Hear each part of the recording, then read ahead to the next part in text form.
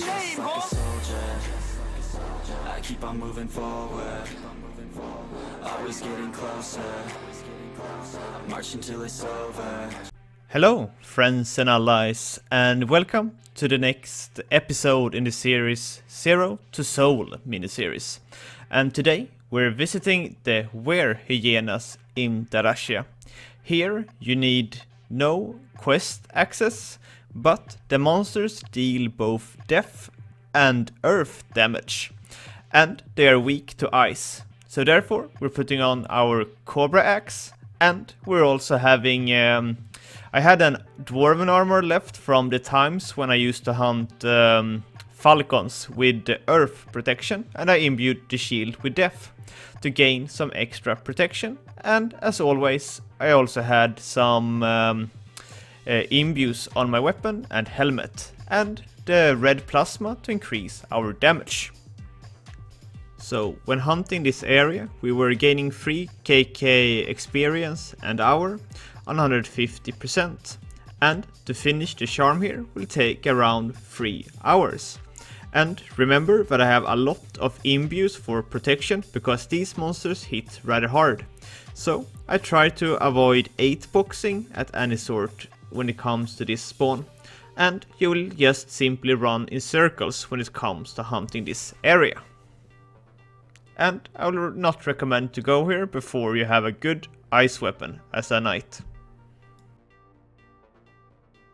Pretty much after we were done with the hyenas, the daily boosted creature of Geyser Spectre came, and I and a friend were able to hunt here for a pretty long time. And I took a couple of levels here, like 15 levels by only going here for 1 day, and we were rushing in level by having around 10 KK an hour with having the charm poisoned and freeze here. And right around the corner was the daily boosted of Behemoth, so I decided to go for the Medusa tower to get some easy charm points when it came to Behemoth and the monsters below.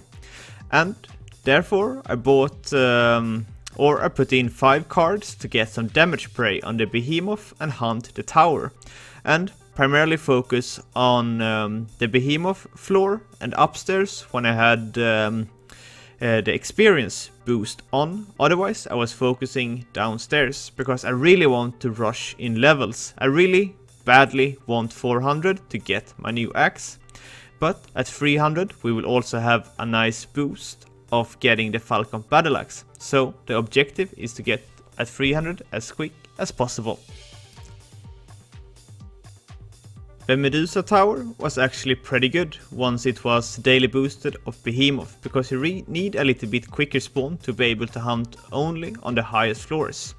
So after 30-minute hunt I was able to have almost 5.4 KK an hour at XP boost and the damage prey of Behemoth.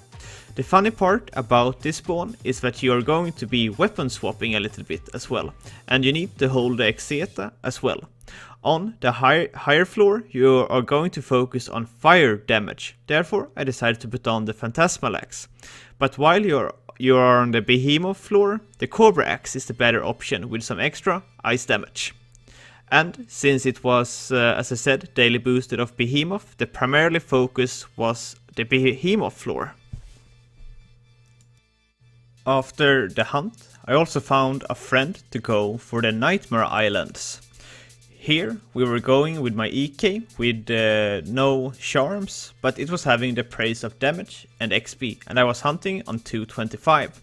The ED was rather high level, 380, with a charm of poison on one of the creatures, and not the very best magic level with equipment. But what I think is really remarkable is just looking at the experience, like 6 KK XP an hour, when I'm at a lower level range and the ED is pretty high. And still, me hunting lava lurkers is still a better option when it comes to experience, pretty much, but going with a little bit more waste. I think that is too bad, to be honest. They should actually be boosting this area a little bit or nerfing other areas, because I think this is a spawn which had It was good before, but after the nerf it's not good enough anymore. It need a little bit boost again. So when it comes to equipment in this area, I put on fire imbue on my armor, and I have like 4 or 5 gnome shield, so I imbued this one with some fire protection as well. And when it comes to the life drain protection, I was testing the garlic necklace to see how quickly they were draining my HP, and it's rather slow actually. So don't put on a ring of souls if you're lower level like me, go for the prismatic ring instead. I was almost dying by having on a ring of soul in this area, and the cobra axe here works great. And as a nice addition, I'm generally trying to put on the energy bomb for the druid so they can cast an extra avalanche to increase your experience in this spawn. But otherwise, when it comes to this hunting area, you're just simply gonna be running in circles and try to kill the monsters as even as possible. This is not a spawn to be hunting for very long, because the loot neither the experience is that good anymore. We are primarily here to get the 100 charm points. And now it was highly time to be doing some questing. I started the ink quest, so I have all the missions ready to do ink on Epoca.